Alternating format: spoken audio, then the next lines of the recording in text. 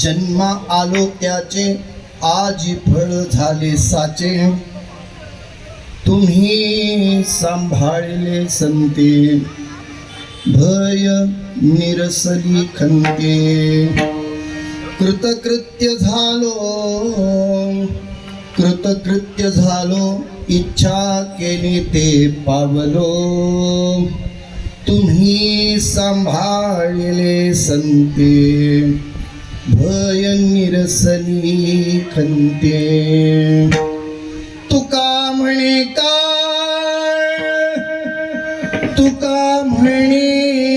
काळ आता करून शके बळ, तुम्ही सांभाळले संते, भय निरसली खंते। येईवो येईवो येईवो येईवो येईवो येईवो येईवो येईवो, धावूनिया विलंब कबाया लागेला कृपाने, विलंब कबाया लागेला कृपाने। येईवो येईवो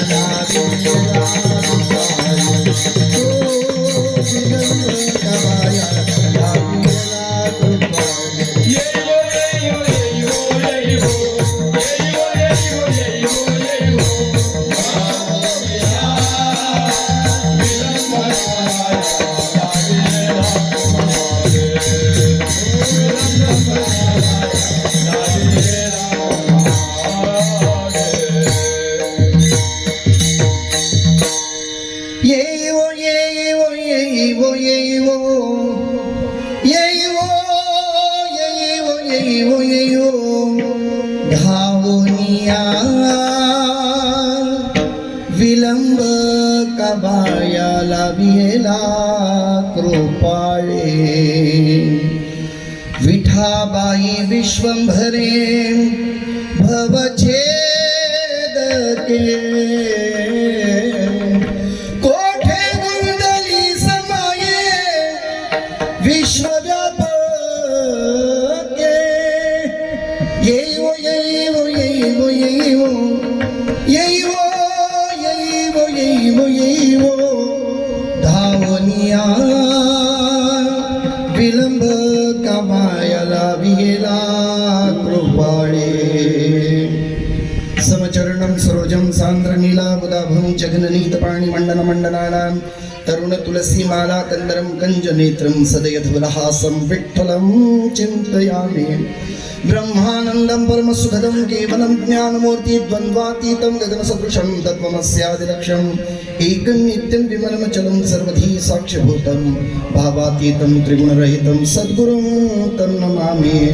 आता हृदया फुले चौपाळून या भले भले बैसो पावले शेगुरूंचे, किंवा आत्मरूप गणेशू केली स्मरण होय सर्व विद्येचे अधिकरण, तेची बंधू श्रीचरण श्रीगुरूंचे। जयाचे नियाटवे शब्द सृष्टी अंगवेजे सारस्वता गवेजी वेसिये, वक्तृत्व गोडपणी अमृताती पारून येणे रस होती ओळंगणी अक्षरासे। भावाचे अवतरणावतरती कोण दे हाता चढे संपूर्ण तत्वभेद, श्री गुरुचे पाय हृदयी दिवसीत जाय एवढे भाग्य होय उन्मेषाचे। ते नमस्कारोनी आता जो पितामहाचा पिता लक्ष्मीचा भक्त ऐसे म्हणे, ओम नमो ज्ञानेश्वर ओम नमो ज्ञानेश्वर।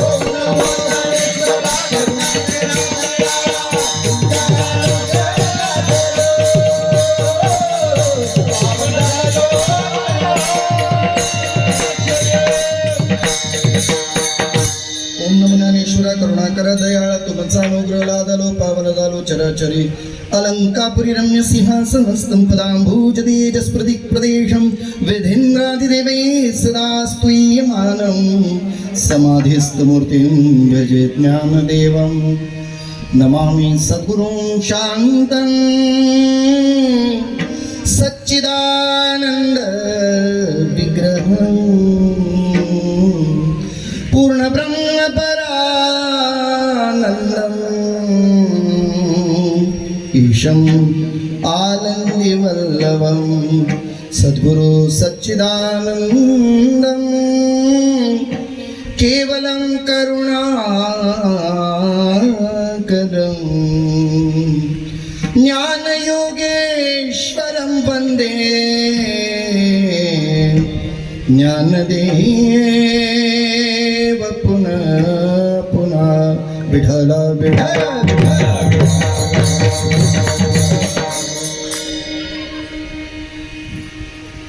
उपस्थित प्रेमळ संत सज्जन,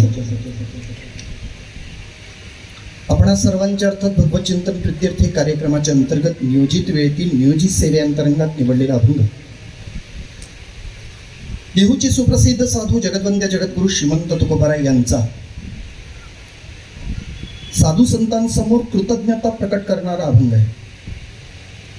आपल्या जीवनामध्ये झालेल्या परिवर्तनाचा निर्देश करणारा अभंग आहे. या परिणामाने कदाचित आपल्यालाही काही उन्नती व्हावी, आपल्यालाही त्याच्यामध्ये या स्थितीवर जाण्याचं आशा उत्पन्न व्हावी, जिज्ञासा उत्पन्न व्हावी, यासाठीचा हा सुंदर अभंग. जगद्गुरु तुकोबारायांनी जो निर्वाळा दिलाय तो संतांच्या पुढे दिलाय.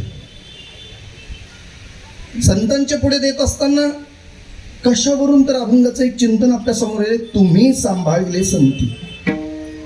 तुम्ही हे निर्देश समोर असलेल्या व्यक्तीबद्दल बोललं जातं, त्यांनी नाही. काय म्हटलंय? तुम्ही. जेव्हा एखादी गोष्ट समोर सांगायची आहे आणि सांगायची ती पण कुणाला तरी नाही, जे सर्वस्व जाणतात ते अंतरंग जाणणाऱ्या संतांपुढे हे वक्तव्य करायचं. मग जगद्गुरु तुकोबारायांच्या समोर काही काल्पनिक का होईना पण आपल्या समोर काहीतरी दृश्य आपल्या समोर ठेवलं पाहिजे. जगद्गुरु तुकोबाराय ज्ञानोबारायांच्या समाधीच्या समोर आहेत आणि माऊलींप्रती असलेली सद्भावना व्यक्त करत असताना माझ्या जीवनात झालेलं जे परिवर्तन आहे माऊली तुमच्यामुळे आहे, याचा निर्वाळा देत असताना जगद्गुरु तुकोबाराय म्हणतात, जन्मा आलो त्याचे आजी फळ झाले साचे.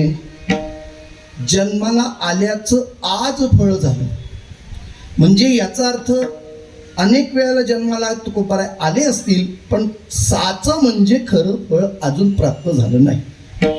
जर फळ साचं आहे, खरं आहे, ज्या अर्थी साचं आहे त्या अर्थी सापेक्ष खोटं असलंच पाहिजे. मग खोटं फळ आपण अपेक्षित कदाचित असं. संत मायबाप खऱ्या फळाची अपेक्षा करतात. तुकाराम महाराज ज्ञानोबारायांच्या पुढे सांगतात, माऊली जन्मालो त्याचे आजी फळ झाले साचे. हा माझ्या समोर तुमच्या प्रती असलेली भावना व्यक्त करणारा अभंग जरी असला तरी त्याला मुख्य कारण आहे, तुम्ही सांभाळले संती. मी हे बोलू शकतो याचं कारण काय? तुम्ही मला सांभाळलं. सांभाळलं म्हणजे काय झालं? कशा अर्थाने सांभाळलं? तुम्ही सांभाळले संती भय निरसली खंती. हे निरसली हे क्रियापद वापरा. भय निरसली, खंती निरसली. कशा प्रती भय आणि कशा प्रती खंत आहे या गोष्टीचा विचार पुढच्या चरणांमध्ये आहे. खंत होती पुनर्जन्माची, संपुष्टात आली. कृतकृत्य झालो, खंत गेली. इच्छा केली ते पावलो, फळत्वाला प्राप्त झालो. पुन्हा जन्म नाही रे आणि मग खंत गेली. भय निरसली कशावरून? तुका म्हणे काळ आता करू न शके बळ. तो काळ सुद्धा आमच्यावर आता सत्ता गाजवू शकत नाही. याला कारण जर काय असेल तर तुम्ही सांभाळले संते विठ्ठला.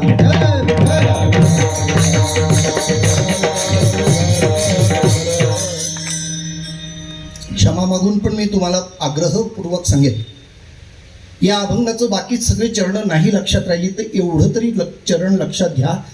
कदाचित एवढं जरी घेऊन गेलात तर उद्या कोणी विचारलं कालचं अभंग कोणता होता तर एवढं सांगितलं तरी चिकार आहे. मी म्हणतोय, तुम्ही माझ्या मागून म्हणा. तुम्ही सांभाळिले संती, तुम्ही सांभाळले संती, तुम्ही सांभाळिले संती. तुम्ही सांभाळले संती. बर, आता मी फक्त असं हात केलं की तुम्ही तेवढंच बोला. तुकाराम महाराजांनी या अभंगाला अशी एक गुंफण घातली आहे. जे ध्रुवपदाचं हे चरण फार महत्वाचं आहे. हे ज्याच्यामध्ये झालेल्या परिवर्तनाचा विचार जगद्गुरु तुकोबाराय माऊली पुढे सांगतात. जन्मालो त्याचे आजी फळ झाले साचे कारण. तुम्ही म्हणत चला बरं का. परत एकदा बोलतो. जन्मालो त्याचे आजी फळ झाले साचे कारण. भय निरसली खंती कारण. कृतकृत्य झालो कारण. इच्छा केली ते पावलो कारण. तुम्ही सांभाळले संती, तुका म्हणे काळ आता करू न शके बळ कारण. तुम्ही सांभाळले संती. विठाला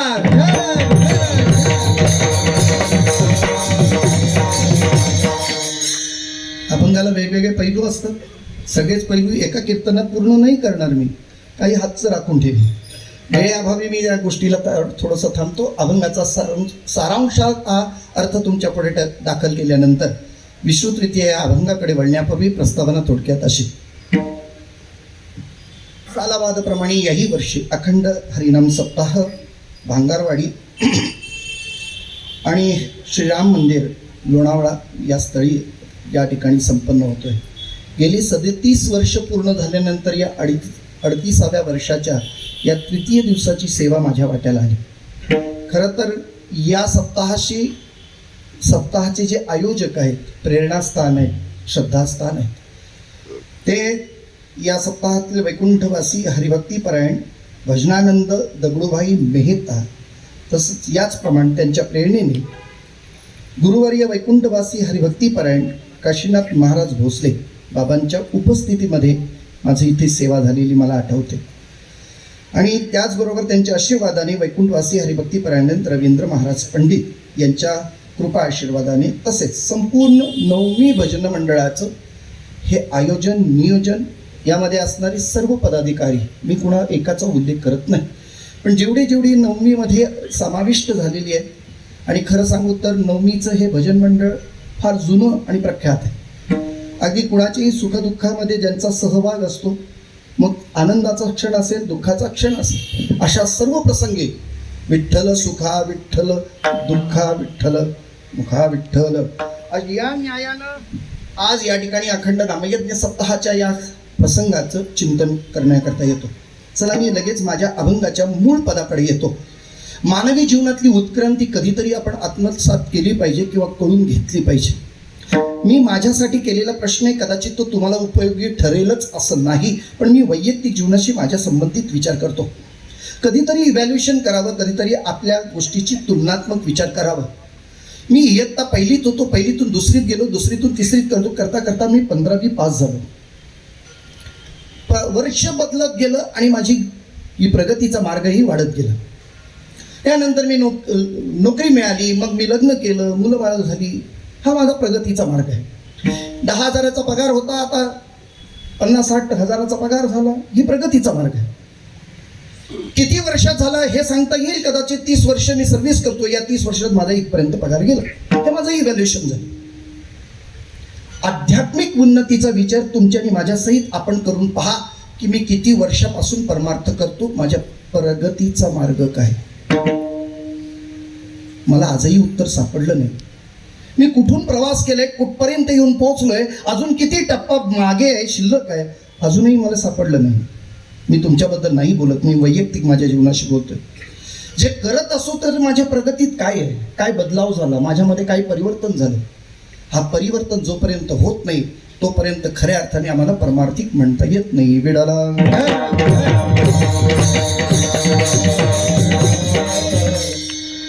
मी जर भरपूर जेवण करतोय तर माझ्या अंगी लागलं पाहिजे की नको. मला भरपूर पगार आहे म्हटलं माझ्याकडे बँक बॅलन्स असली पाहिजे की नको. जर पाहिजे असेल तर नसेल तर याचा अर्थ माझं काहीतरी चुकतंय, मी कुठेतरी बाजूला जातोय. किती वर्ष परमार्थ करतो महत्वाचं नाही, आमच्या परमार्थाला किती तत्परतेनं परिवर्तनाचा विचार आहे तो फार महत्वाचा आहे. पहा गीता फार सुंदर सांगते, क्यों व्यर्थ चिंता करते हो, किससे व्यर्थ डरते हो, कौन तुम्हें मार सकता है, आत्मा न तो पैदा होता है न मरता है. जो हुआ सो अच्छा ही हुआ, जो हो रहा है सो अच्छा ही है, जो होगा सो अच्छा ही होगा. तुम बीते हुए की चिंता मत करो, भविष्य का भय न करो, वर्तमान समय तो बीत ही रहा है. तुम्हारा क्या गया जो तुम रोते हो, तुमने लाया क्या जो तुमने खो दिया, तुमने पैदा क्या किया था जो नाश हो गया. न तुम कुछ लेकर आए, जो लिया यहीं से लिया, जो दिया यहीं पर दिया, जो लिया उसी से लिया, जो दिया उसी को दिया. खाली हाथ आए और खाली हाथ चले. आज जो आज तुम्हारा है कल किसी और का था, परसों किसी और का होगा. तुम उसको अपना समझ कर प्रसन्न होते हो और यही खुशी तुम्हें अप्रसन्न और दुखी कर रही है. मेरा तेरा छोटा बड़ा अपना पराया दिल से मिटा दो, मन और विचार से मिटा दो, फिर ये सब तुम्हारा है और तुम सबके हो. न ये शरीर तुम्हारा है न तुम ही शरीर के हो. ये आग मिट्टी पानी और हवा से बनता है और उसी में मिल जाता है. फिर भी तुम्हारी वजह वैसी की वैसी कायम. फिर तुम कौन हो. परिवर्तन या तब्दीली संसार की जान है. जिसको तुम मौत समझते हो वही जीवन है. परिवर्तन आहे, जीवनातलं परिवर्तन फार अत्यंतिक महत्वाचं आहे. परमार्थ हा परिवर्तनशील असला पाहिजे, नव्हे आपल्या जीवनातलं परिवर्तन करणारा ठरला पाहिजे. आणि तो जर होत नसेल परिवर्तन तर महाराज परमार्थ आमचा आपल्यासाठी तो फसवणारा असेल कदाचित. पण जीवनातलं काही परिवर्तन होत असेल तर कुणामुळे होतं महाराज. आमच्या वैयक्तिक जीवनात आमचा कधीही परिवर्तन होत नाही. परिवर्तनाकरता ज्या प्रामुख्याने गोष्टी लागतात त्या 3 गोष्टी महत्वाच्या सांगतो. एक, जीवनात परिवर्तन करायचं असेल तर नामस्मरण, जीवनात परिवर्तन करायचं असेल तर संत, आणि जीवनात परिवर्तन करायचं असेल तर तीर्थयात्रा. विठाला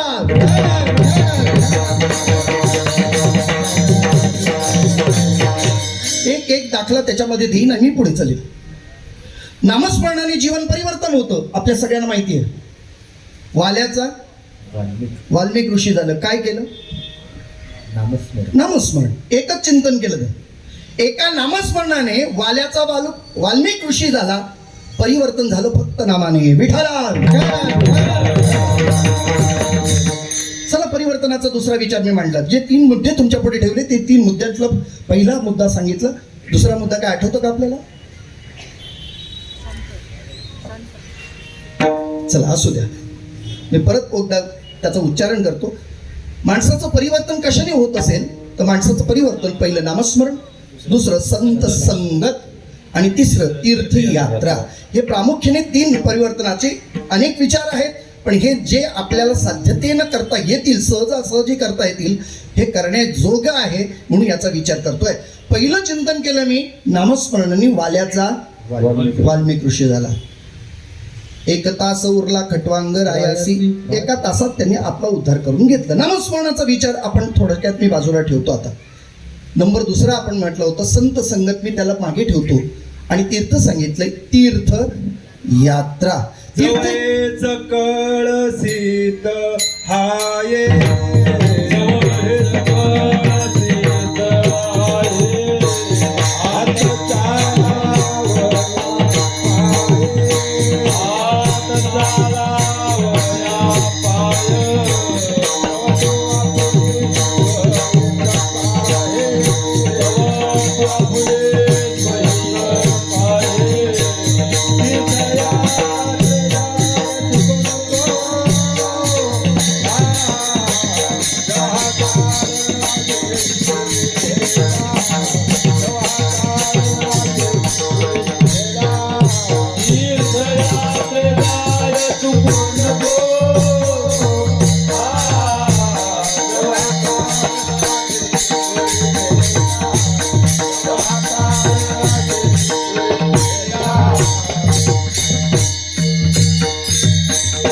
पाय, सकळ सिद्धाय, हात चालावया पाय, तव तू आपले सहित पाय, तीर्थयात्रे जाय चुकू नको, जो हा काळ असे दुरी ठेवला. चला असू द्या.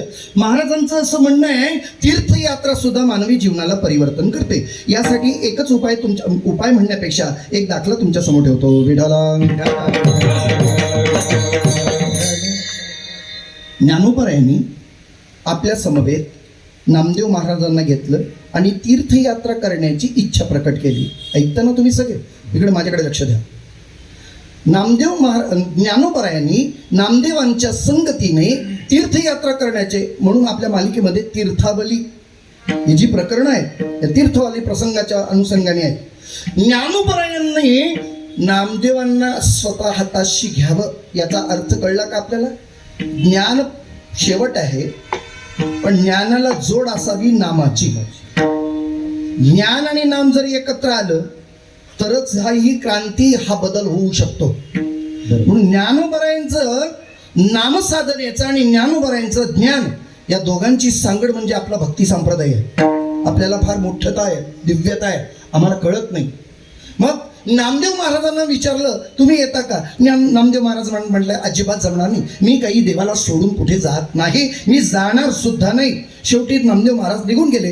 ज्ञानोबरायांनी माझ्या पांडुरंगाकडे प्रार्थना केली, माऊली देवा पांडुरंगा, नामदेवांच्या बरोबर मला तीर्थयात्रा करण्याची इच्छा आहे. नामाचं महत्व वाढणार आहे, नामाला ज्ञानाची जोड मिळणार आहे. देवाला काय आनंद झाला वा. पण नामदेवाला सांगणार कोण?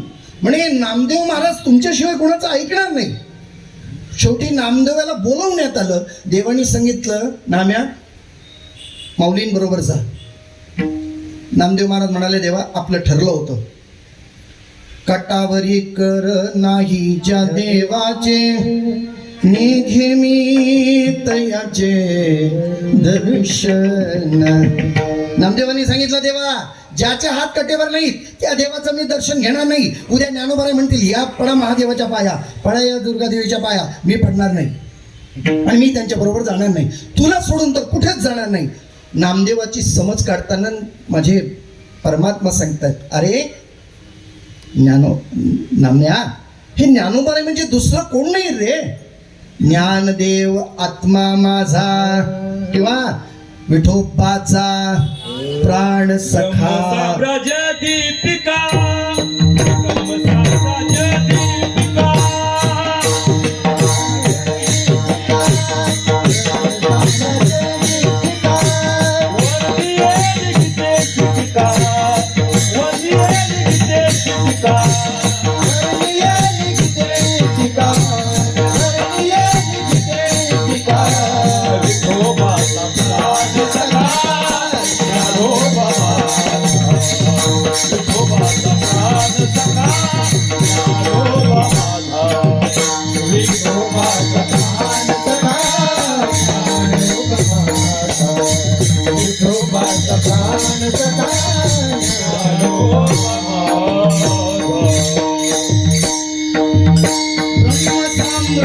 दीपिका वर्णियेली गीतेची टीका, विठोबाचा प्राण सखा ज्ञानोबा माझा.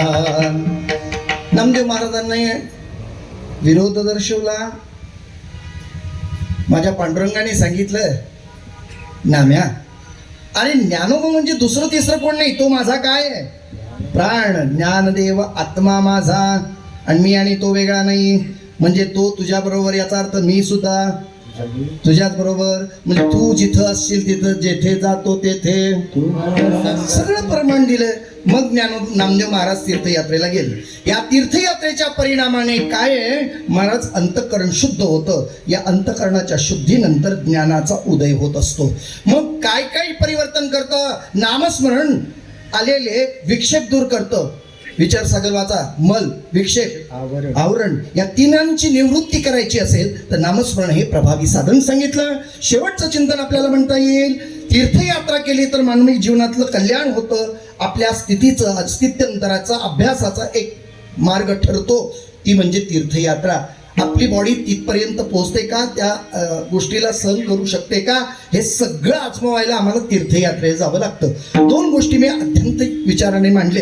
आता तिसरं जे महत्वाचं आहे, माणसाच्या जीवनात परिवर्तन करण्याकरता उपयुक्त जर कोण असतील तर ते म्हणजे संत. आता इथपर्यंत आपण येऊन पोहोचलो. परिवर्तन करायचं झालं तर संत. आता दुसरी गोष्ट महत्वाची विचार आपल्या समोर मांडतोय. मी नेहमी सांगत असतो नाही, एकदा मला या अनुभवाचा एक चांगला वाईट जो अनुभव आला तो मी तुमच्या पुढे गातोय. एकदा मी म्हटलं होतं, माणसाने बाहेरूनही स्वच्छ असावं तसं आतूनही स्वच्छ असावं. मनाचा निर्मळ असावा, चित्त निर्मळ असावं, बरोबर की नाही? म्हणजे आतलं सगळं कसं असावं? स्वच्छ असावं. मी सहज बोलून गेलो, एका कार्यक्रमामध्ये बोललो. आठवड्यानंतर त्याच परिसरामध्ये माझं कीर्तन होतं. कीर्तन संपलं, बसलो होतो, काही लोक दर्शन घेत होती. एक माझ्या वयाचा तरुण आला आणि त्याने सांगितलं, हो बुवा, कीर्तन बंद करा, तुमची कीर्तन ऐकून लोक पटापटा मरतील. मला आश्चर्य वाटलं, बापरे, मी असं कोणतं वक्तव्य केलं की ज्याच्यामुळे लोक मरतील? काय बोलला होता मागच्या कीर्तनात? आता म्हटलं, रोज कीर्तन करतो, कुठं काय बोललो मला काय कळणार आहे, तू सांग तरी. म्हणे, आठवा काय बोलला होता? माणसाने बाहेरून स्वच्छ असावं तसं आतूनही स्वच्छ असावं. मी म्हटलं, बरोबरच आहे, आतूनही स्वच्छच असावं, अंतरीचा निर्मळ असावा. हे वाक्य तुमचं ऐकलं नाही, तेच केलं मी. कीर्तन संपलं, जाताना किराणा मालाच्या दुकानात गेलो, 10 रुपयाची निरमा पावडर घेतली. कशासाठी? काय झालं असेल हो? हे उलट्या जुलाब सुरू झालं, त्याला ऍडमिट करण्याची वेळ आली. जर वेळेवर उपचार झाले नसते तर तो, अरे हे सांगितलं होतं का? हे आपुल्या मते उगीच चिखल घालवू नको. जाऊ द्या, मला त्यांच्यापर्यंत जायचं नाही. मला फक्त विस्तारित सांगायचं आहे, आंतरिक परिवर्तनाचा विचार करायचं झालं तर आमच्या जीवनामध्ये काय परिवर्तन होतं का, आणि ते जर नाही झालं तर आम्हाला संत संगत प्राप्त आहे का, या गोष्टीचा विचार करावा लागेल. आज जर प्रमाण सांगतं काय, संत चरण रज लागता आणि वासनेचे बीज जळून जाई. किती? एक कण लागावं आणि वासना बीज निर्मूलन व्हावं. मी जरा क्षमा मागून बोलतो, गादीवर उभा राहिलोय. कधीतरी याचा प्रत्यय तुम्हाला आणि मला वैयक्तिक जीवनात आलाय का? आम्ही हजारो आणि लाखो संख्येनं आम्ही तिथे कीर्तनाला असतो, हजारोंच्या संख्येनं आम्ही तिथे पाहतो, पण आम्हाला अजूनही त्याचा प्रत्यय आला नाही. याचा अर्थ संत नाहीत असं नाही, पण आम्हाला त्याची अनुभूती करण्याकरता, त्याचा अनुभव घेण्याकरता आम्ही अजून व्यवस्थित झालेलो नाही. जेवढी दखल आम्ही घेतली पाहिजे ती दखल घेतली गेली नाही. ज्ञानोबरायांच्या बद्दल आत्मीयता असलेल्या तुकोबरायांनी मात्र आपल्या जीवनात झालेल्या परिवर्तनाचा विचार आज या ठिकाणी मांडलाय. जगद्गुरु तुकाराम महाराज ज्ञानोबरायांच्या समोर आहेत आणि आपल्या जीवनात जे घडलंय त्याचा निर्वाळा देतात. तो माऊलींच्या समोर अभंगाच्या पहिल्या चरण. जन्मालो त्याचे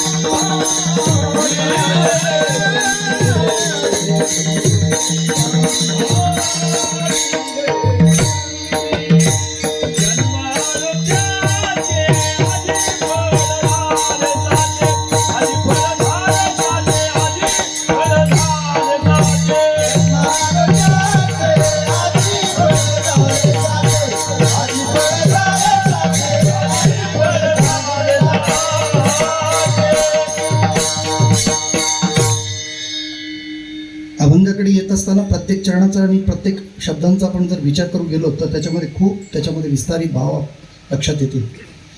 जगद्गुरु तुकारामाचं पहिल्यांदा सुरुवातीला म्हणतात जन्मा आलो. कुणी म्हणावं आलं?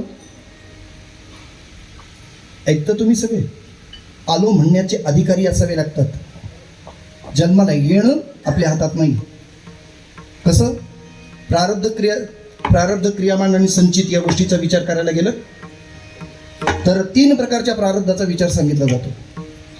स्वइच्छा प्रारब्ध, अनिच्छा प्रारब्ध आणि परेच्छा प्रारब्ध. जन्माला येण्याची प्रामुख्याने 3 कारणं सांगितली जातात. स्वइच्छा प्रारब्ध, अनिच्छा प्रारब्ध आणि परेच्छा प्रारब्ध. या 3 टप्प्याला मी 3 उदाहरणं देतो. नीट आपण ऐकलं तर लक्षात येईल आपल्या. संत स्वइच्छा प्रारब्धात आहेत, देव परेच्छा प्रारब्धात आहे आणि तुम्ही आणि जीव अनिच्छा प्रारब्धात आहोत. तुमची माझी इच्छा असो नाहीतर नसो आम्हाला जन्माला यावंच लागतं. लावलोय मी, यावंच लागेल. तुम्ही म्हणाल की नाही आता मी जन्माला येणारच नाही, शक्यच नाही. तुमच्याकडे काही पद्धत आहे मला माहिती नाही. आमच्याकडे असे माणूस आहे ज्या दिवशी जातो ना त्या दिवशी असं पिठाचा गोळा म्हणा किंवा नुसतं पीठ ठेवतात. ते त्यावर काहीतरी दिवा लावतात, एक झाकण टाकून ठेवतात. काही वेळाने ते बाहेर काढतात. त्याच्यावर काही ठसे उमटले जातात. काहीतरी गाईच्या खुराचं ठसे दिसले की म्हणतात गाईच्या जन्मात गेला. माणसाचे दिसले की माणसाच्या जन्मात गेला. अगदी काहीच दिसलं नाही की म्हणतात मुंगीच्या जन्मात गेला. आपली कल्पना आहे. माणूस कसा गेला अंतीची या मती ते साचपणे पुढील गती. यम वापी स्मरण भाव त्याचे ते कले बरं. अरे तुम्ही ज्या दिवशी ज्या ठिकाणी ज्या क्षणाला तुम्ही जाल त्यावेळेला तुमच्या मनात जे असेल त्याचे तिथे त्या ठिकाणी परिवर्तन होते. आणि जागता जवासी जेने डोळा भावना भावी जे डोळा लागत खेव देखिजे तेची स्वप्ने. जागतेपणाचा शेवट हा स्वप्नाचा प्रारंभ, तसा मरणाचा शेवट तो पुढील जन्माचा प्रारंभ. आता मला विस्तारित सांगायचं नाही. तुम्ही आम्ही अनिच्छा प्रारब्धात आहोत एवढंच फक्त बोलतो, पुढे चालतो लगेच. आम्हाला यावंच लागेल याचं प्रमाण देतो. मी माझ्या स्वतःचं काखेतलं सांगणार नाही, मी ज्ञानोबरांच्या प्रमाण सहित तुमच्या समोर मांडतो. काय झालं, एका गावातल्या माणसाला अगदी एका माणसाने बेदम मारलं, भरपूर मारलं. त्याला आपल्या भाषेत बोलायचं झालं तर ढोरासारखं मारलं. ढोरासारखं कळतं ना, म्हणजे अंगावर जनावरासारखं म्हणा तुम्ही, ढोरासारखं म्हणा. अंगावर ओळी उठल्या हो. ज्या दयात बाकीच्या मंडळींनी पाहिलं आणि त्याच्या गडबड ते लोळणं, त्याचं ओरडणं, किंचाळणं. लोक विचारायला लागले काय झालं, का मारलं. तो म्हणतो काहीच माहित नाही, मला काहीच माहित नाही. कुणी मारलं? अमुक अमुक माणसाने. चला, सगळी काही 4-5 लोक होती ती त्या माणसाकडे गेली. त्याला विचारलं का रे, का बाबा मारलं, काय केलं होतं असा त्यांनी गुन्हा, काय एवढं मारलंस? अरे मारण्याची काही पद्धत असते की नाही? अरे गुन्हा जर झाला होता त्याचा मीटिंगमध्ये घ्यायचा, चर्चेचा विषय होता. नाही तिथं तुझ्याने सॉल्व्ह झाला नसता तर पोलीस कंप्लेंट करायची. आणि तू असा स्वतःहून निर्णय घेणारा तू कोण? काही गाव वगैरे काही मर्यादा आहेत की नाही? त्यांनी सांगितलंय बघा तुम्ही मला काही शहाणपणा शिकवू नका, तुम्ही जावा, मला जे करायचं ते मी केलं. त्याचा अहंकार असा उसळून आला. 4 लोक गेली होती, ती प्रतिष्ठित होती, अगदी विनयाने सांगत होती, तो ऐकायला तयार नव्हता. शेवटी 4घांपैकी एकाने विचारलं, एवढा तो शहाणपणा आपल्या समोर जर करत असेल, बघता काय, पकडा त्याला. पकडलं, बांधा त्याचे हातपाय, बांधले हातपाय. बोल येतोस की नाही पोलीस चौकीमध्ये? तो म्हणतो मी येणार नाही. त्याला विचारलं पोलीस चौकीत येतो की नाही? येणार नाही. हातपाय बांधले. आता विचारलं बोल येतो की नाही? तो म्हणतो मी येणार नाही. रिक्षा बोलावली, उचललं त्याला, रिक्षात टाकलं, बोल आता तरी येणार की नाही? तो तरी हातपाय बांधलेल्या अवस्थेत म्हणतो मी येणार नाही. रिक्षा स्टार्ट झाली, अर्ध्या रस्त्यापर्यंत गेली, परत विचारलं बोल येणार की नाही. तो म्हणाला बोला बोला बोला मी येणार नाही. कसं ज्ञानोबराई म्हणतात, जो बांधोनी हात पाय रथी घातला होय, तो न चलत जाय दिगंता जेवी. ज्याचे हातपाय बांधलेत, रथात त्याला घातलंय, त्यांनी चालो नाही तर न चालो, तो त्या मुक्कामाच्या ठिकाणी गेल्याशिवाय. मी त्याच्यासाठी नाही बोलत, आपल्याबद्दल बोलतोय. आपण पण हातपाय बांधून घेतलेत ना, कर्मानुबंधेने मनुष्य लोके. त्यामुळे आम्हाला यावंच लागणार आहे, हे निश्चित आहे. पण संत अधिकाराने बोलतात का? त्याचं कारण आहे, त्यांना स्वतंत्रता आहे. नाही आम्हा जावे मरावे लागत, आहो अखंडित जैसे तैसे. तुकाराम महाराज म्हणतात आम्हाला जावं लागत नाही, आम्हाला यावं लागत नाही. आणि यायचं झालं आमच्या इच्छेने येतो, आमच्या इच्छेने जातो. बरोबर की नाही? त्यांच्या इच्छेने येतात म्हणून तुकोबर आहे अधिकारी आहे. घेईन मी अधिकारी. मी जन्म यासाठी देवा,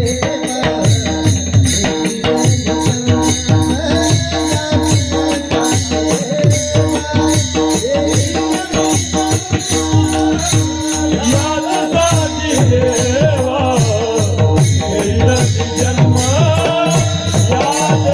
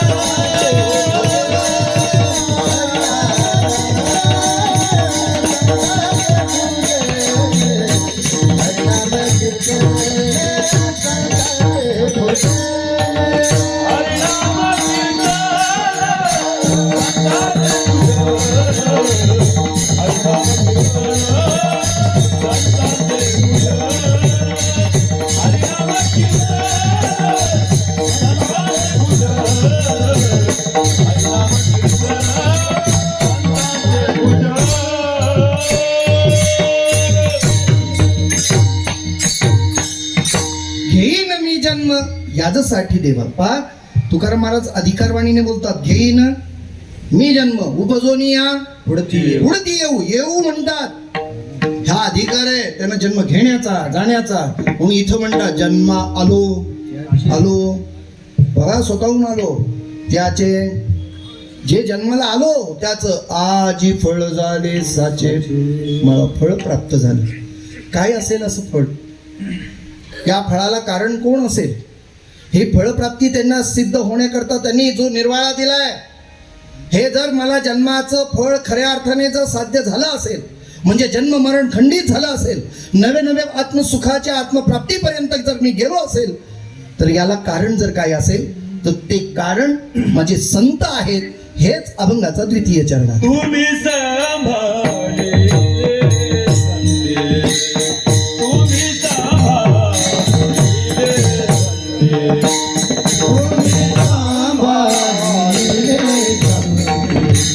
तुम्ही सांभाळे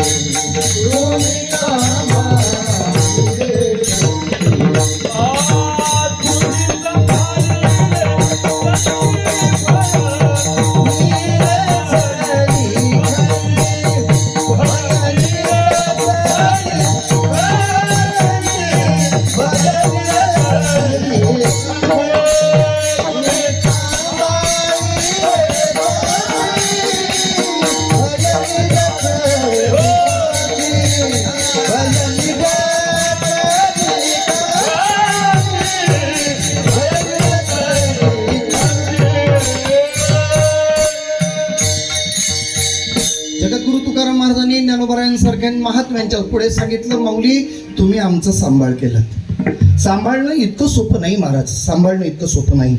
सांभाळायचं म्हटलं म्हणजे त्याची सर्वस्व जबाबदारी घेणं म्हणजे सांभाळणं आहे. कसे सांभाळणं असतं? तैसे मज ये सांभाळी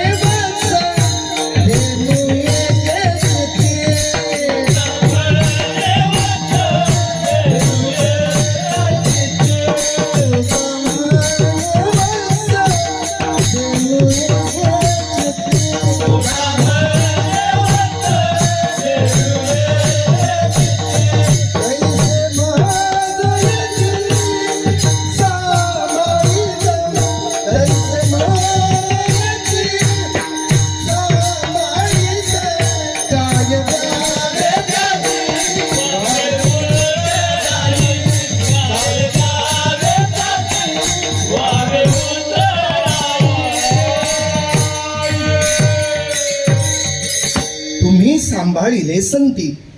संतांनी तुम्ही मला सांभाळलं. कसं सांभाळलं? आता जरा नीट ऐका. अभंगाला दुसऱ्या अभंगाची जोड देतो, मग आपल्याला सांभाळणं काय ती क्रिया समजेल. तुकाराम महाराजांचा जो अभंग आहे तो सांभाळण्यासाठी लक्षणिक सांगितलंय.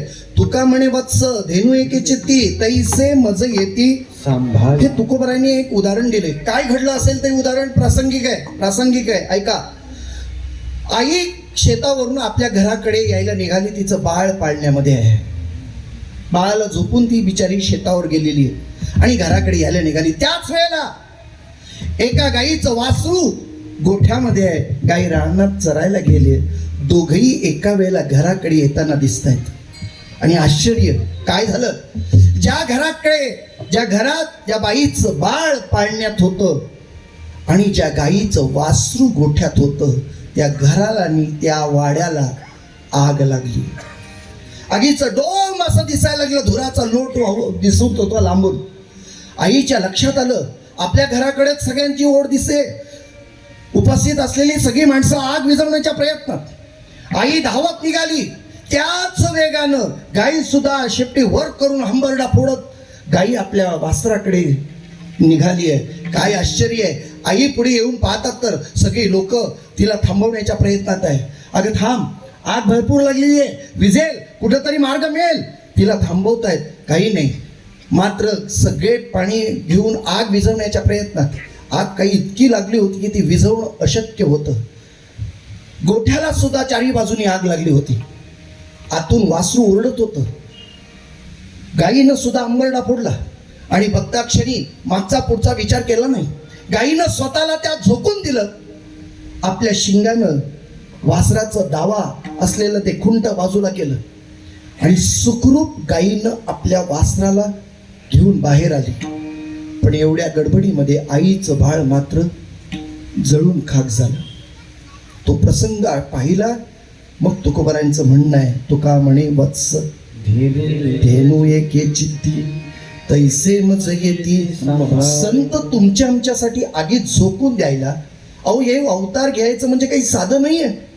जन्माला यायचं, कोणत्या कुळात यायचं, कोणत्या युनित यायचं, कसं हे कठीण आहे. पण एवढं सगळं सहन करतात केवळ तुमच्या आमच्यासाठी. अवतार तुम्हा उद्धराया जन जड जीवा. आणि म्हणून संत येतात आणि त्यासाठी महाराज म्हणतात ते सांभाळतात. पण सहज सांभाळत नाही. सांभाळण्यासाठी पहिली प्रक्रिया सांगितली. माझा निरंतर जाग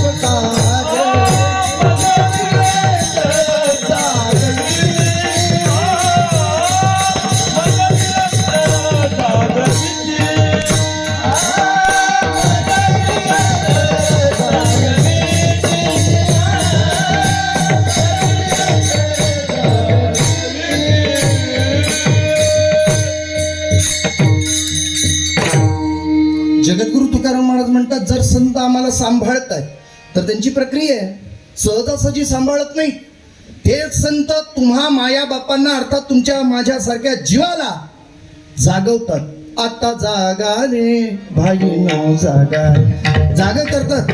उठा जागे वारे आता, स्मरण करा पंढरी माता, भावे चरणी ठेवा माता, चुकवी व्यथा जन्माच्या धनदारा पुत्र. महाराज हे पहिलं जागवून आहे, नुसतं जागवून चालत नाही, जाग झाल्यानंतर क्रिया महत्वाची आहे. करोनी सायास शिकारी, करोनी सायास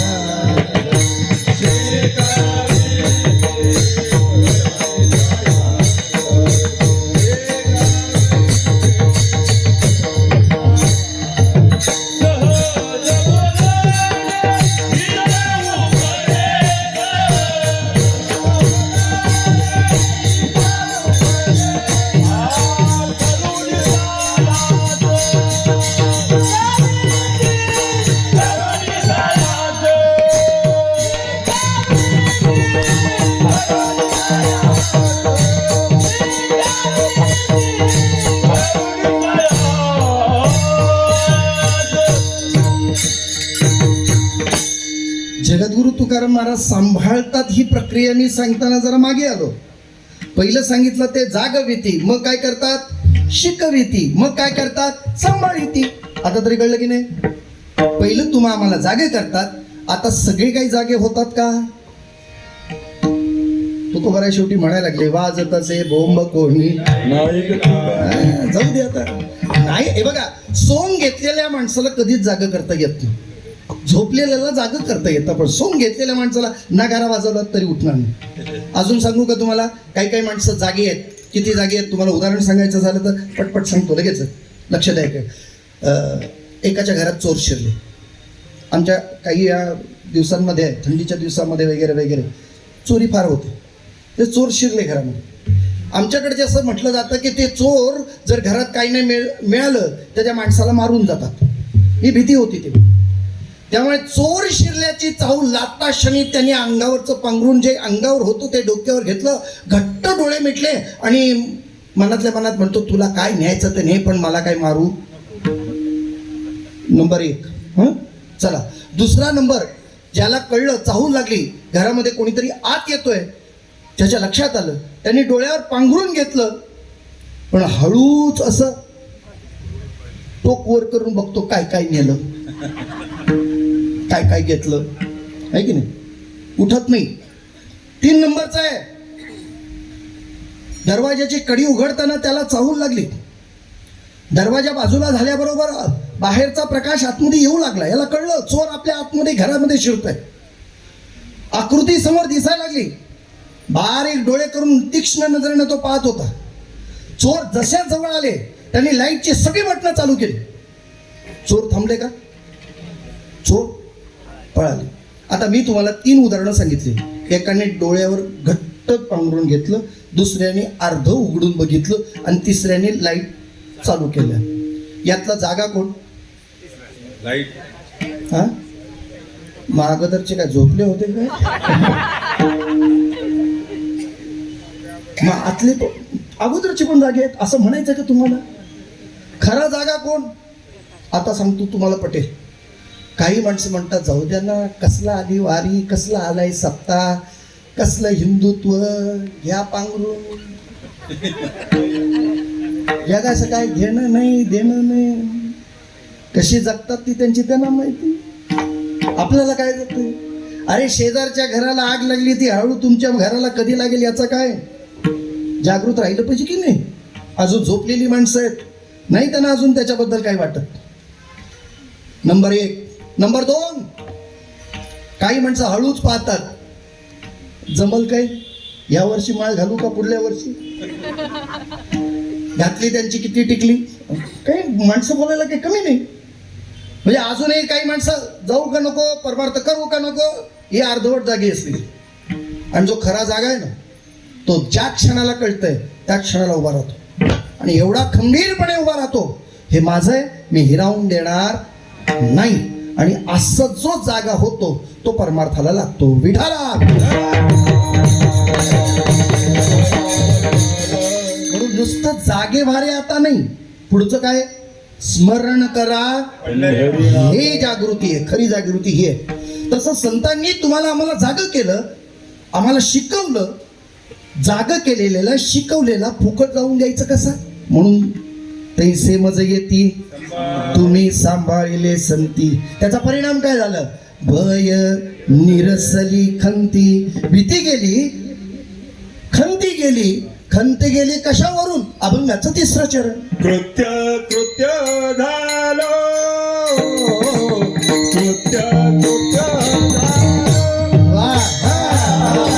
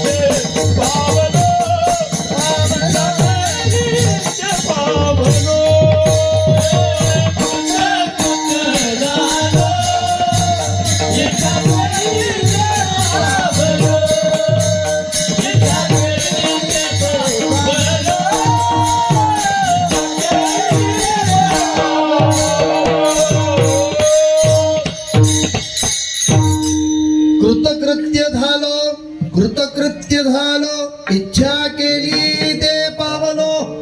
तुकाराम महाराज म्हणतात माझी खंत होती. कोणती खंत होती? पुन्हा जन्माला येणं. पुनरुपी जननम पुनरपि मरणम पुनरपि जननी जठरे शयनी. संसार हे खल दुस्तार हे कृपया पारे पाय पुरार. भज गोविंदम भज गोविंदम भज गोविंदम मूढमते. चरपट करण्यास मध्ये आपल्याला पाहायला मिळतं. पुनरुपी जननम पुनरुपी मरणम. पुन्हा जन्माला यायचंय, पुन्हा म्हणायचंय, पुन्हा जन्माला यायचंय, पुन्हा म्हणायचंय. किती जन्म झाला फेरा, जन्म झाला फेरा, गणित नाही जिता.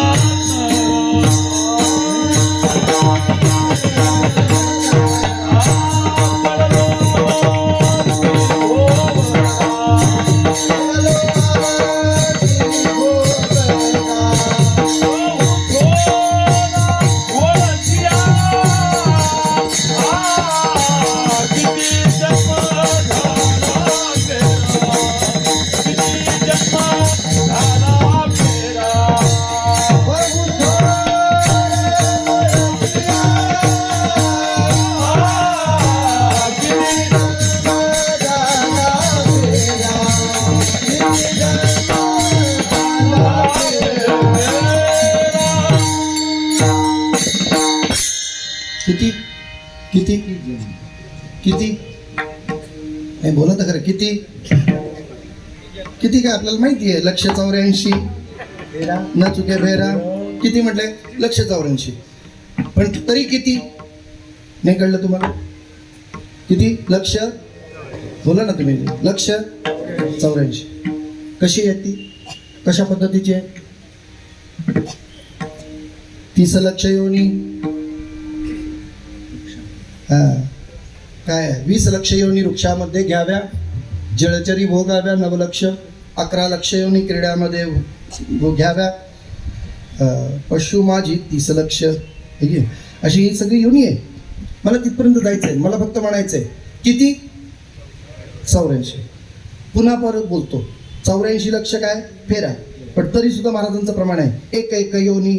एक एक योनी कोटी कोटी फेरा. मग आता किती? अरे 84 म्हटलं तर एका योनीत कोटी. आता 84 घ्या आता लक्ष कोटी मध्ये किती जन्म आम्ही झाले. तुम्ही म्हणाल कशावर नाव तुमचे आणि माझ्या आवृत्तीवरनं मी सांगतो तुम्हाला. एकच उदाहरण देतो.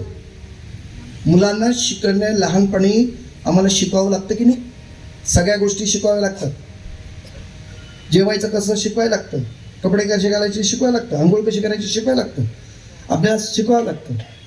एक गोष्ट न शिकवता येते आपल्या लक्षात येते. स्तनपान कसं करायचं कुणा लेखाला शिकवलं तुम्ही? कसं शिकून आलो? हे या जन्मातलं नाही, अनंत जन्माचे संस्कार आहेत. विडाला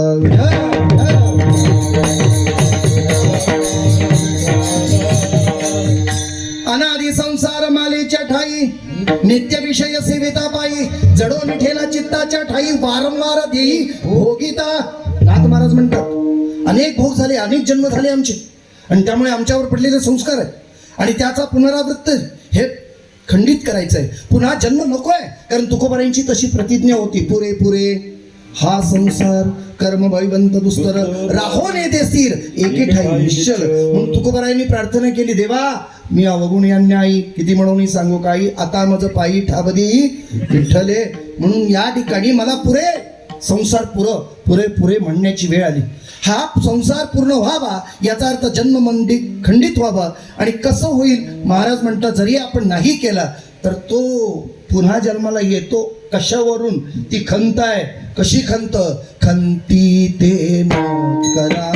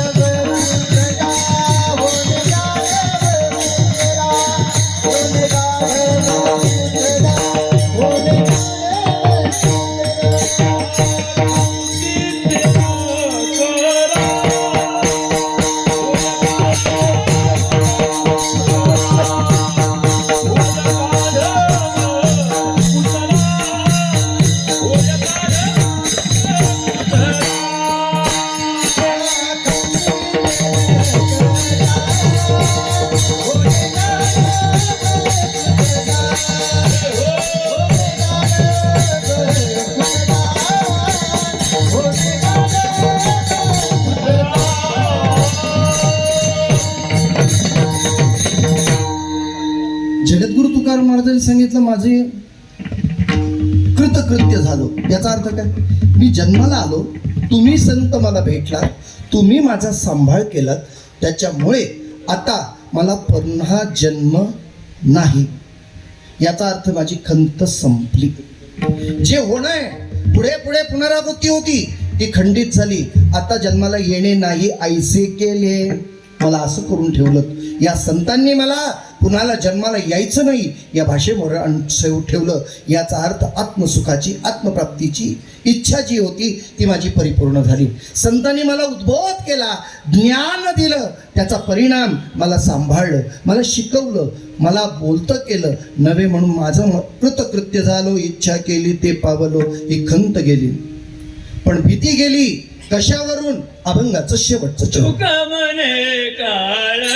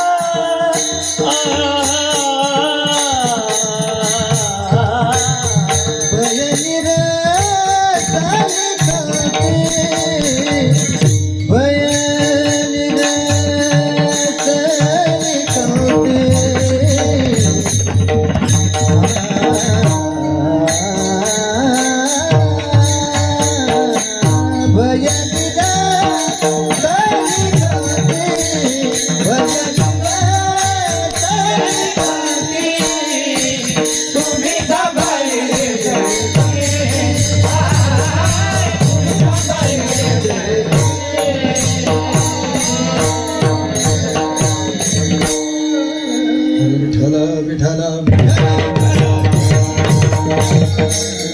तुका म्हणे काळ आता करू न शके भूल. कशा पद्धतीचा आहे त्याचा विचार काहीशा वेळेमध्ये करणार आहोत.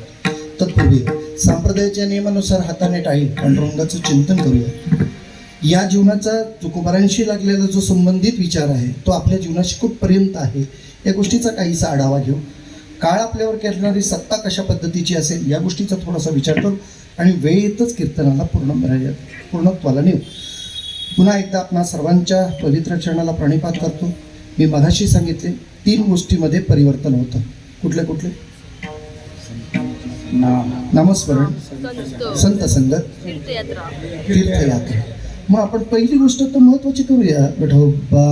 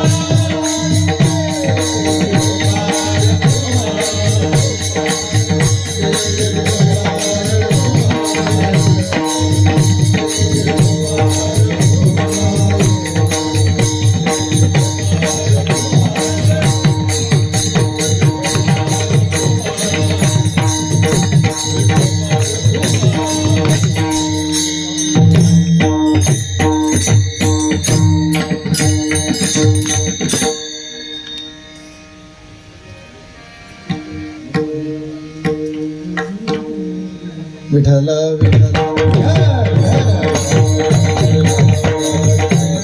जन्मालो त्याचे आजी फळ झाले साचे तुम्ही सांभाळिले संत भय निरसली खंती. शेवटचं चिंतन फार महत्वाचं आहे जो तुमच्या आणि माझ्या जीवनाशी संबंधित आहे. परिवर्तन होईल न होईल पण ज्या क्षणापर्यंत आपण येऊन पोहोचलो त्या गोष्टीचा विचार आपल्याला करणं गरजेचं आहे. तसं काळाचा विचार केला तर 3 प्रकारचे काळ सांगितले जातात. वर्तमान काळ, भूतकाळ आणि भविष्य काळ. सगळ्याच्या मागे आयुष्य खातो काळ सावधान सांगितलं आम्हाला. कोणता काळ खातो? वर्तमान काळ, भूतकाळ, भविष्य काळ. हा काळ काळ करीत बैसला असे घडी घडी काळ अजून किती आहे अवकाश.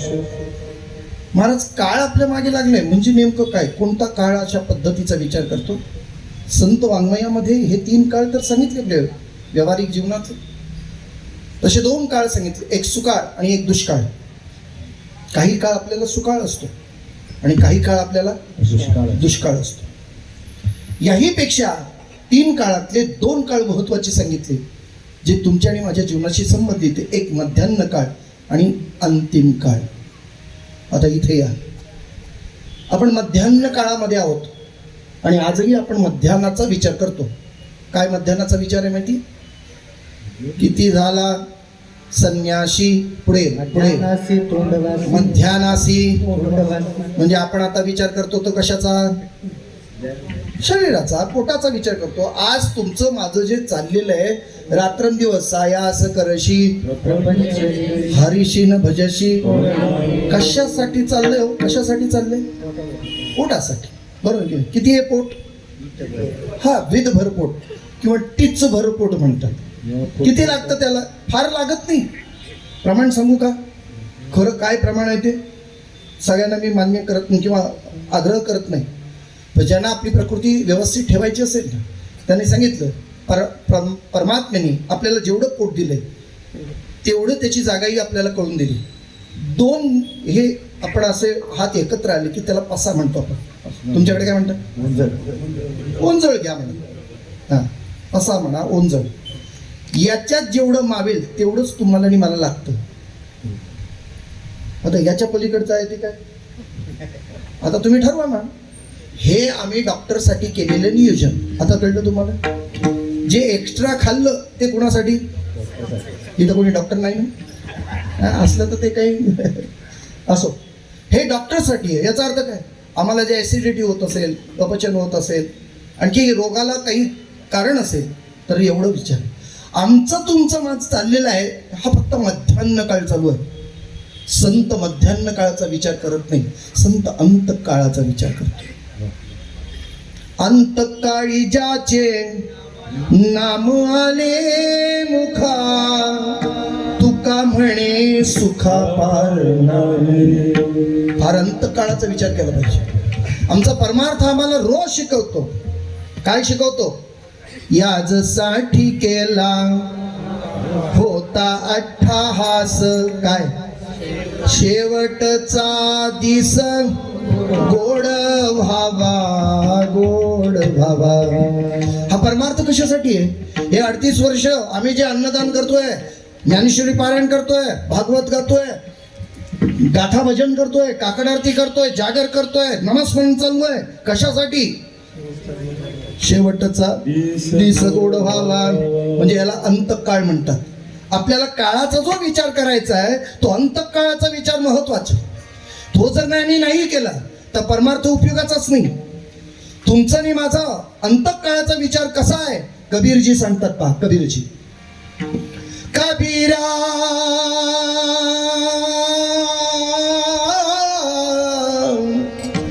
कबीरा, जब हम पैदा हुए तो लोग हंसे और हम रोए,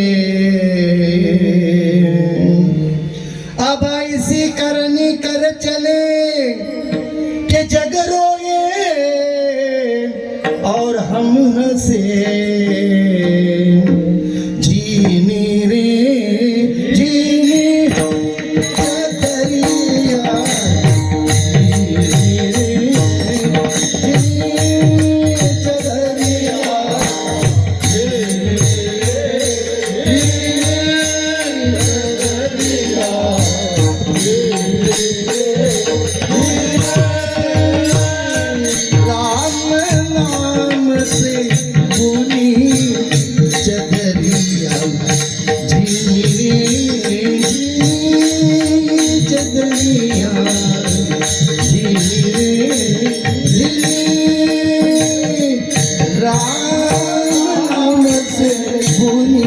दरिया,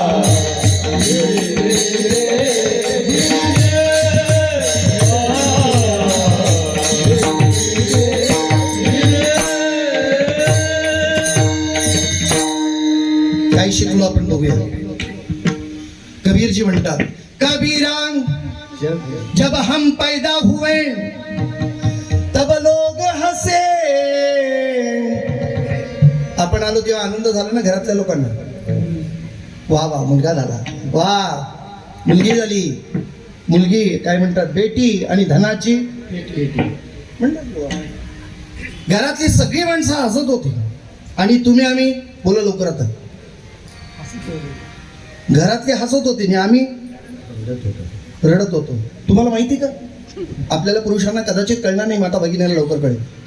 एखादं बाळ जन्माला आलं आणि ते जर नाही रडलं, ती सुईनबाई बघा, एक मी ऍक्शन पण करून दाखवली मला.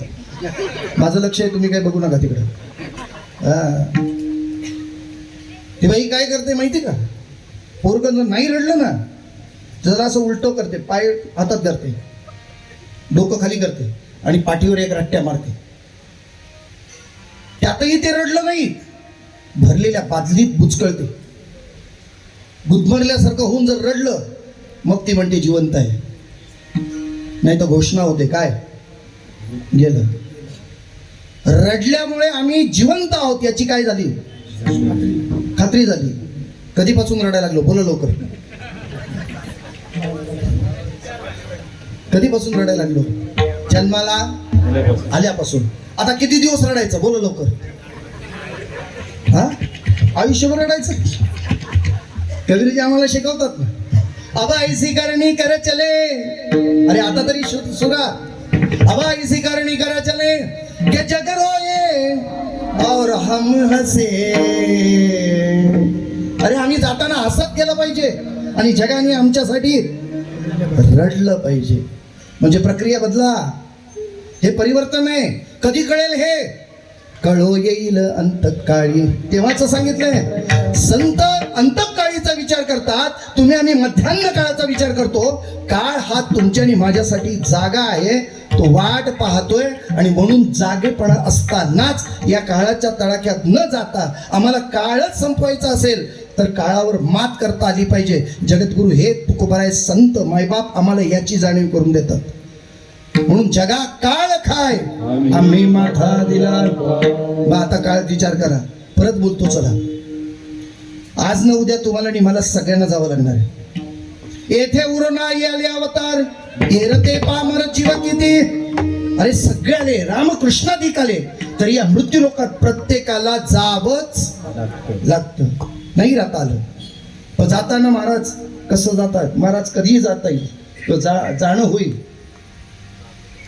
क्या भरोसा है इस जिंदगी का,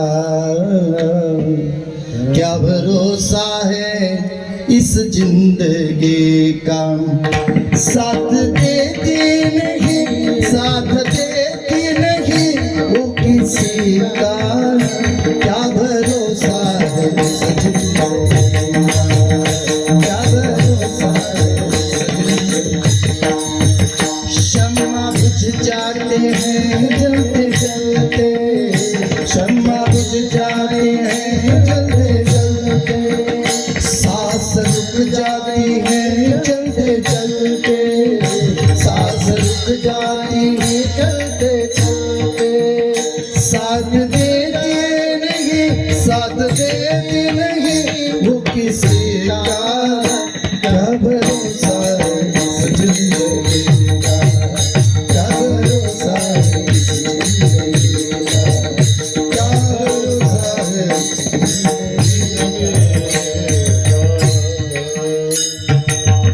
बोला, क्या भरोसा है इस जिंदगी का. क्या जीवन की प्रक्रियास हाथों में लिया नहीं तेरा घास. हातातला घास कशात जाईल याची सुद्धा काय नाही बोलत तर चला तुम्ही लोक. काय भरोसा राहिला नाही हो. बोलताना माणसं म्हणतात माणसाचं जीवन म्हणजे पाण्यावरचा. तुमच्याकडे पण असंच आहे. कधी फुटल त्याचा भरोसा नाही. महाराज हे जरी किती म्हटलं तरी माणसाला उपरती होत नाही. जोपर्यंत मृत्यू आम्हाला समोर दिसत नाही तोपर्यंत आमचं वागणं बदलत नाही. विठाला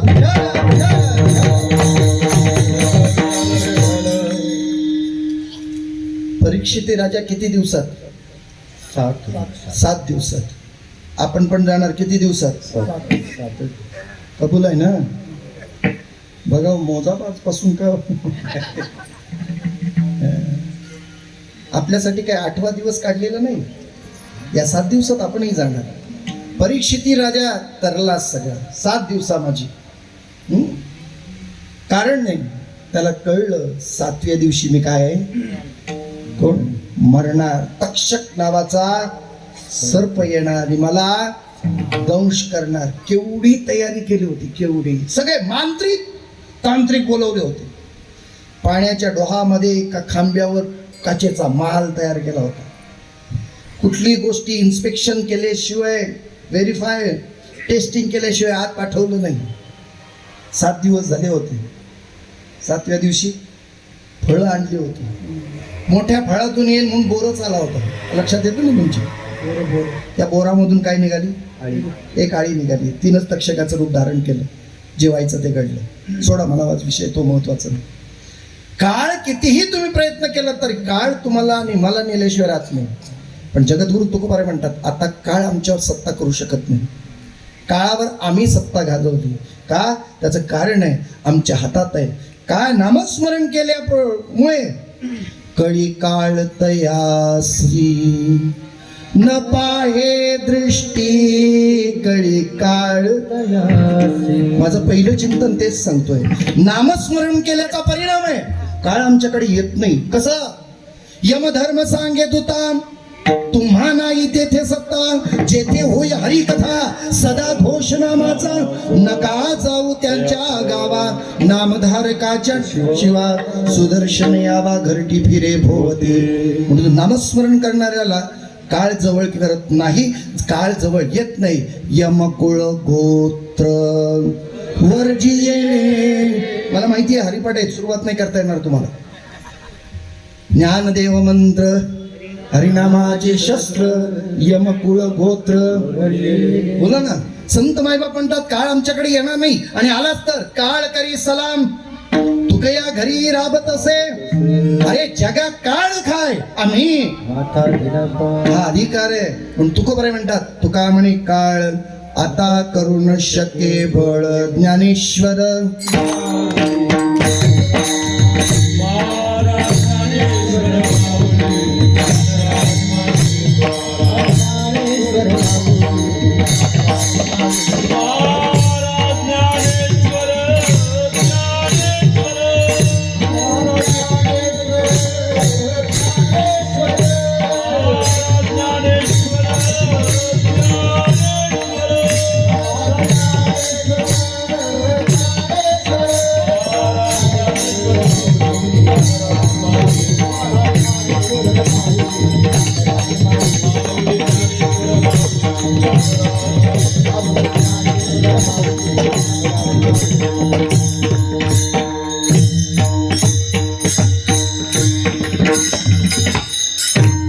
मी तुमची 10 मिनिटं सुद्धा जास्त घेणार नाही आणि माझी तुम्हाला देणार नाही.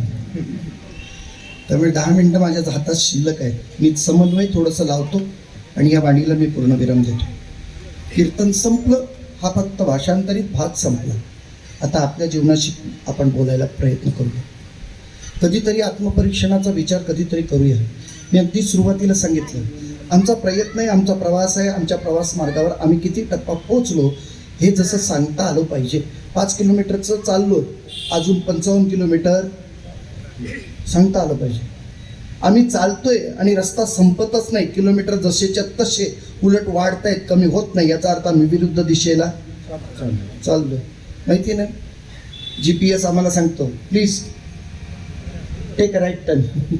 तो सांगतो अरे परत मागे फिर, वळून घ्या, मागे ये, अरे मागे फिर. सारखं सारखं आम्हाला GPS सांगता रे. योग्य दिशेने चाललं तर तो गाईडलाईन देतो, यस यू आर ओके. आता डावीकडे वळा, आता उजवीकडे वळा, तो आम्हाला सांगतो. आम्हाला GPS काहीतरी डायरेक्शन देतं. आम्हाला आत्ता कोण डायरेक्शन देतं? बोला आता लवकर. कोण डायरेक्शन देतं? कुणाच्या दिशेनं आम्ही चाललोय? घरातल्या माणसांचं ऐकतो, इतरांचं ऐकतो, संतांचं ऐकतो की देवाचं ऐकतो? कुणाचं ऐकतो? कुणाचं ऐकून आमचं जीवन चाललंय? कधीतरी आत्मपरीक्षणार्थी विचार करून पहा. आज आम्हाला उत्तर सापडत नाही. कुणाचं ऐकतो? आम्ही म्हणतो नाही नाही, आम्ही आमच्या मनानेच चाललोय. कधीही मनाने चाललं तर तुम्हाला जाता येत नाही. प्रवास मार्ग सांगू तुम्हाला, मनाने चाललं तर जाता येत नाही. एसटीत चढलात, कंडक्टर पहिले विचारतो कुठं बसलात? तो म्हणतो माहीत नाही. कुठं जायचंय? बोला माहीत नाही. काय करतो तो? आपल्याला नेतो कुठं? काय करतो? बेल मारतो, उतर खाली. तुला कुठं जायचं माहिती नाही, आलास कुठून माहिती नाही, चढलास कशाला गाडी? कोहम कथमिदम जातम वस्य करता. कोण आहे मी? या गोष्टीचा कधीतरी विचार आपण करूया. या गोष्टीची खरंच गरज आहे, नितांत गरज आहे. माझ्या जीवनाचा अर्थ मला विचारता आला पाहिजे. हु आय एम, मी कोण आहे, आलो कुठून, कशासाठी आलो, काय करायचंय मला, नेमकं काय करून. बघा, माणसं जेवढी व्यवहारामध्ये दक्ष आहेत ना, इतकी दक्ष माणसं परमार्थात नाही. इथं बऱ्याचशा माता भगिनी बसल्या असतील, त्यांनी त्यांच्या मुलाला गाडीत पाठवलं नसेल, पण नातवाला गाडीत सोडायला आले असतील, आहे की नाही? बरं, गाडीत शाळेमध्ये न्यायला आणायला ती जी गाडी येते, जी आई तिथे जाते, ती गाडी येण्याच्या आधी जाते की गाडी गेल्यावर जाते? नाही, बोला लवकर बोला. गाडी येण्याच्या आधी बाळाला घेऊन उभी राहते. माझं बोलणं कळलं? बर, मुलगा आता 4:30ला सुटणार, तो काही 4:45ला इथे येत असेल तर त्याच्या आधी येऊन उभी राहते की गाडी गेल्यावर येऊन उभी राहते? म्हणजे गाडी, तो मुलगा जाण्याच्या अगोदर त्याच्या आधी ती येऊन उभी राहते. त्याला सोडायला त्याच्या आधी, त्याला आणायला त्याच्या आधी ती उभी राहते. रोज बिचारी घरातलं काम करते, त्याला ने आण करते.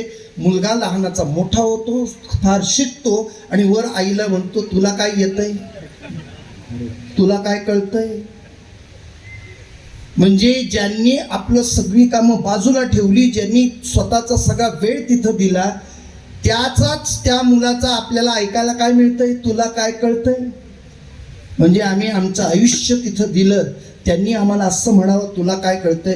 म्हणून मी परत म्हणतो, जगासाठी कितीही केलं तरी ते उपयोगाचं नाही. कधीतरी स्वतःला शिकवण्याकरता जगा. आपुली आपण करा सोड. नाही कळलं तर वेळ निघून जाईल. आज आमच्या हातात काय आहे? काहीच नाही महाराज. तसं विचार केला तर कधीच नाही. कोणता क्षण येईल माहिती नाही, म्हणून त्या क्षणाला जाग होण्याकरता संत आम्हाला जागवतात. म्हणून या साधू संतांच्या या आश्रयामध्ये या.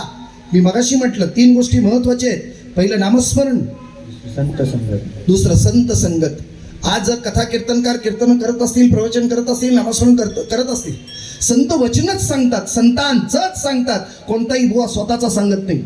तुका म्हणे माझे, नावा म्हणे ना तो एका जनार्दनी, हेच सांगणार महाराज.